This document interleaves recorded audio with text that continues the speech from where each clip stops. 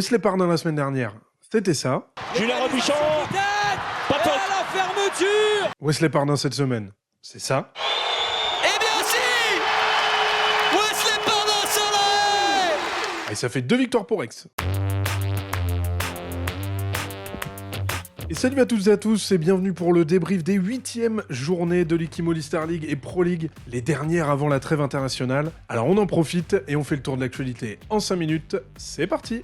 On prend donc la direction de l'Arena du Pays d'Aix où le PAUC recevait Limoges, deux équipes qui risquent de se tenir toute la saison. Et le scénario du match a tenu toutes ses promesses, avec d'abord une première mi-temps magnifique des Limougeaux qui ont pris l'avantage et qu'on pensait pouvoir partir s'envoler vers la victoire. Le tir, le voici.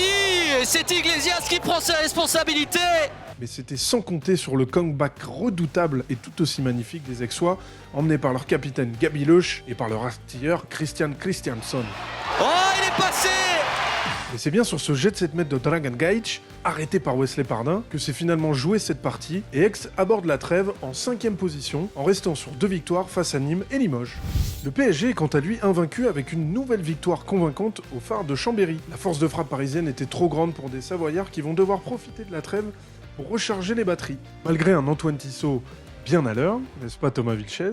Le jour du changement d'heure, voir un Tissot en évidence, c'est tout sauf surprenant. Ce sont bien les Parisiens qui ont dominé à l'image d'un Kamil Sipchak qui marche sur l'eau, même sur un jet franc à 9 mètres. Voilà, il y avait beaucoup d'espace entre Brouzé et Goniléos évidemment.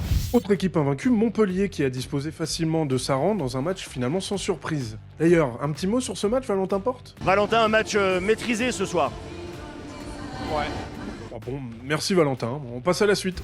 Du côté de la halle Jean Cochet de Chartres, les locaux ont déroulé et ont confirmé leur bon début de saison en battant Ivry, qui de son côté vit une période très délicate. Et à Chartres, la bonne pioche, elle vient une nouvelle fois des Balkans et plus exactement de Serbie, avec le gardien Milan Bomaštar, encore auteur d'une énorme performance avec 13 arrêts à plus de 40%, dont un magnifique... Almeida.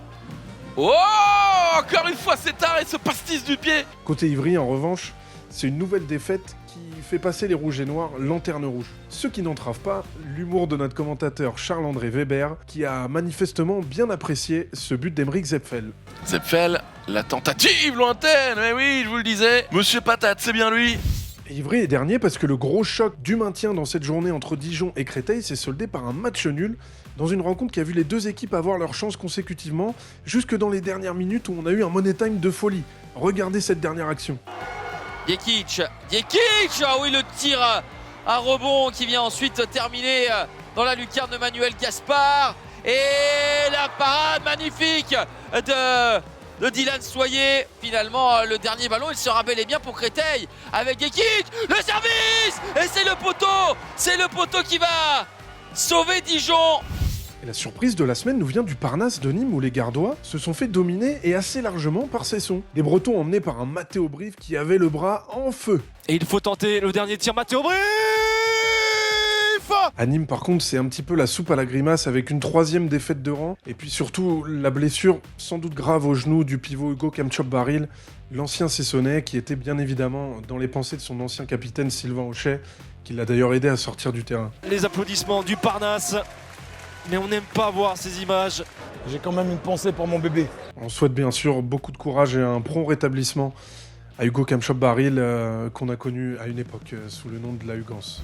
Toulouse garde le rythme des leaders en atteignant la trêve à 7 sur 8 après une nouvelle victoire devant une salle comble face à Saint-Raphaël avec une nouvelle grosse performance des arrières Gonzalo Martins Vieira et Ayoub Abdi qui réalisent tous deux une grosse saison. Ah, et décidément, ce n'était pas le week-end des Sergio Pérez, aussi bien en Formule 1 qu'au handball, ni des Rafaelois, malgré les nombreux arrêts du gardien brésilien Rangel Luanda Rosa. Ah, de quoi même faire bégayer un petit peu Benjamin Brault lors de son temps mort, écoutez. On travaille sur l'isolement au jeu direct de Sergio.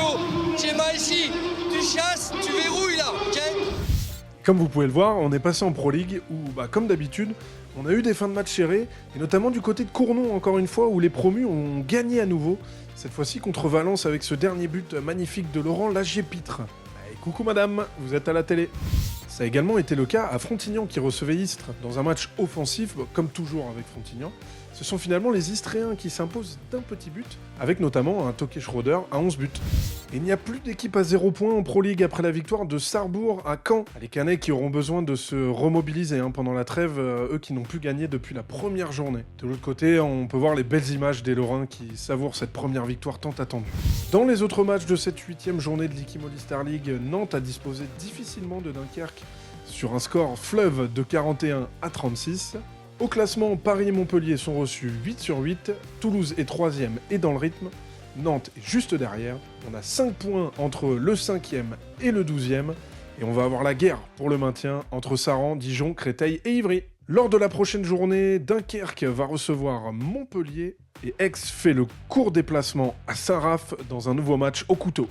En Pro League, Tremblay et Ponto sont intraitables, tout comme Istres et Célestat. Au classement, c'est un petit peu chahuté avec les points glanés contre Villeurbanne qui ont été enlevés, et c'est donc Ponto qui est devant avec un match en plus face à Tremblay. C'est la même chose pour Célestat qui prend l'avantage sur Istres.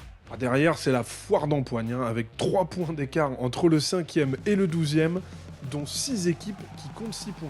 Et on a une lutte à l'arrière à 3 entre Caen, Billère et Sarrebourg. Allez, on jette un coup d'œil sur ce qu'attend les clubs de Pro League à la reprise. On souffle donc une petite semaine avant de retrouver nos championnats le 10 novembre prochain. En attendant, tous derrière les Bleus qui attaquent leur prépa pour l'enchaînement terrible Euro et JO. Et ça va être long cette semaine sans match, donc on laisse le mot de la fin à Sylvain Auchet qui vaut pour tout le monde. Vraiment félicitations à toute l'équipe, au staff, au groupe. Et j'espère que nos supporters sont contents du coup. C'est ciao.